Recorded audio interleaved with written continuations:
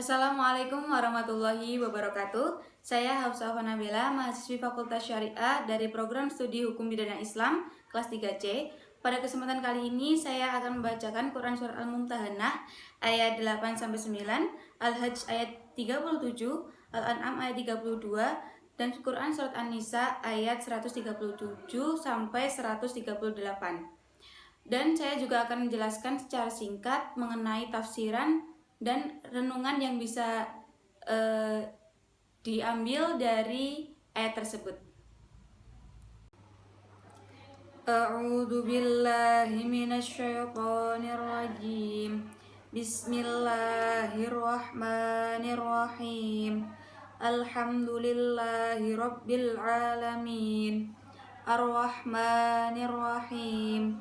Maliki yaumiddin. Iyyaka na'budu wa iyyaka nasta'in. Ihdinas siratal mustaqim. Siratal ladzina an'amta 'alaihim ghairil maghdubi 'alaihim waladdallin. Amin. Bismillahirrahmanirrahim. La yanhaakumullahu 'anil ladzina lam yuqatilukum fid dini wa lam yukhrijukum min diyarikum an tabarruhum wa tuqsitu ilaihim. Innallaha yuhibbul muqsitin. Innama yanhaakumullahu 'anil ladzina qataluukum fid dini wa akhrajukum min diyarikum wa zaharu 'ala ikhrajikum an tawallahum wa man yatawallahum fa ulaika humuz zalimun. Tafsiran dari Quran Surat Al-Mumtahanah ayat 8 dan 9 adalah: yang pertama, bahwa Allah tidak pernah melarang kita untuk berbuat baik kepada siapapun, sekalipun kepada pemeluk agama lain. Bentuk perbuatan baik misalnya seperti tolong-menolong dalam kebaikan, memperlakukan mereka secara adil dan bijaksana. Kemudian tafsiran ayat 9 yakni Allah Subhanahu wa taala melarang kita untuk berteman atau berkawan dengan agama lain yang memusuhi atau memerangi agama Islam. Namun ayat ini itu turun ketika masa perang, dan sekarang sudah tidak ada masa perang lagi. Ayat ini tidak dapat digunakan untuk negara-negara yang damai seperti Indonesia, meskipun Indonesia memiliki banyak agama atau agama yang majemuk. Kemudian renungan yang bisa diambil dari ayat 8 dan 9 adalah: Islam mengajarkan kita untuk memanusiakan manusia, bukan berasal dari golongan kita saja, tetapi semua manusia. Tafsiran renungan dari ayat ke-9 adalah: tempatkan sesuatu sesuai tempatnya, proporsi dan konteksnya. Jangan menelan mentah-mentah sesuatu tersebut, apalagi ayat Al-Quran. Jangan menelan mentah-mentah ayat Al-Quran tersebut, karena bisa berakibat fatal. Yang kedua ada Quran Surat Al-An'am ayat 82.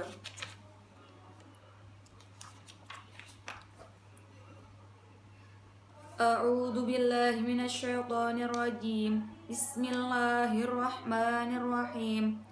Alladzina amanu wa lam yalbisu imanahum bidzulmin ulaika lahumul amnu wa hum muhtadun. Tafsirannya: orang yang beriman dengan sebenar-benarnya iman dan tidak mencampur adukan iman mereka dengan ke dalam kezaliman, baik dalam akidah maupun ibadah.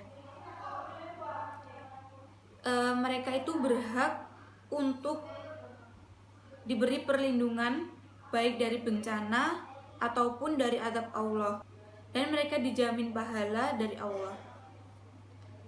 Lalu renungan yang bisa diambil dari Quran Surat Al-An'am ayat 82 tersebut adalah: ternyata hanya iman yang sebenar-benarnya iman yang bisa menyelamatkan kita dari bencana dan azab Allah. Kemudian yang ketiga ada Quran surat Al-Hajj ayat 37.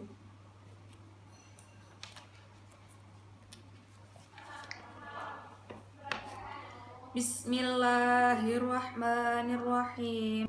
La yanalallahu luhumuha wala dima'uha walakin yanaluhu taqwa minkum.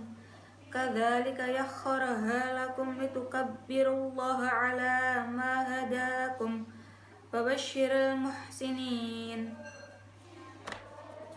Tafsirannya, orang yang berkurban tidak akan memperoleh ridho dari Allah kecuali apabila ia melakukannya dengan niat yang baik dan rasa ikhlas atau lillahi ta'ala. Allah juga menegaskan bahwa Allah telah mempermudah binatang kurban bagi manusia yang mudah seperti untuk didapatkan, mudah dikuasai, dan mudah pula untuk disembelih. Seharusnya dengan dipermudah oleh Allah tersebut menjadikan manusia semakin bersyukur atas nikmat yang dilimpahkan oleh Allah tersebut. Lalu renungan yang dapat diambil dari ayat ini adalah kunci untuk memperoleh ridho dari Allah itu adalah berbuat dengan niat yang baik dan lillahi ta'ala. Yang terakhir ada Quran surat An-Nisa ayat 137 sampai 138.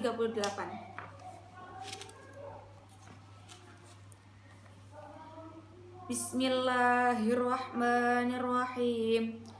Innal ladzina amanu tsumma kafaru tsumma amanu tsumma kafaru tsumma zdadu